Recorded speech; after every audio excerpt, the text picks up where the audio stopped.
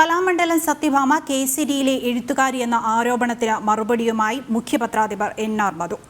2021 സത്യഭാമയുടെ ലേഖനം കേസരിയിൽ പ്രസിദ്ധീകരിച്ചിട്ടുണ്ട്.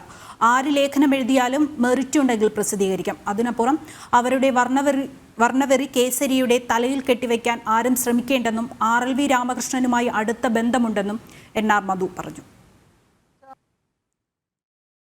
കലാമണ്ഡലം സത്യഭാമ കേസരിയിലെ എഴുത്തുകാരിയാണ്. ശരിയാണ്. 2021 അവരുടെ ഒരു ലേഖനം കേസരിയിൽ പ്രസിദ്ധീകരിച്ചിട്ടുണ്ട്. അത് കലാമണ്ഡലം സത്യഭാമയുടെ ജാതീയ ചിന്താഗതിയെ കുറിച്ചല്ല. കലാമണ്ഡലം സത്യഭാമ കലയെക്കുറിച്ച് എഴുതി ഞങ്ങൾ പ്രസിദ്ധീകരിച്ചു. അത് ഇനി പിണറായി വിജയനാണ് എഴുതുന്നതെങ്കിൽ ഞങ്ങൾ പ്രസിദ്ധീകരിക്കും.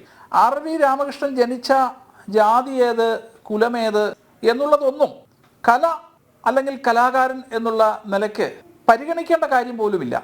കലയിൽ സംവരണങ്ങളൊന്നുമില്ലല്ലോ. കലയിൽ പ്രതിഭയാണ് മാറ്റുരയ്ക്കുന്നത്. ആ നിലയ്ക്ക് മോഹിനിയാട്ടത്തിൽ അദ്ദേഹം നടത്തുന്ന പരീക്ഷണം, അദ്ദേഹത്തിൻ്റെ ഗവേഷണ പ്രബന്ധം തന്നെ മോഹിനിയാട്ടത്തെ അധികരിച്ചാണ് എന്നാണ് ഞാൻ മനസ്സിലാക്കുന്നത്.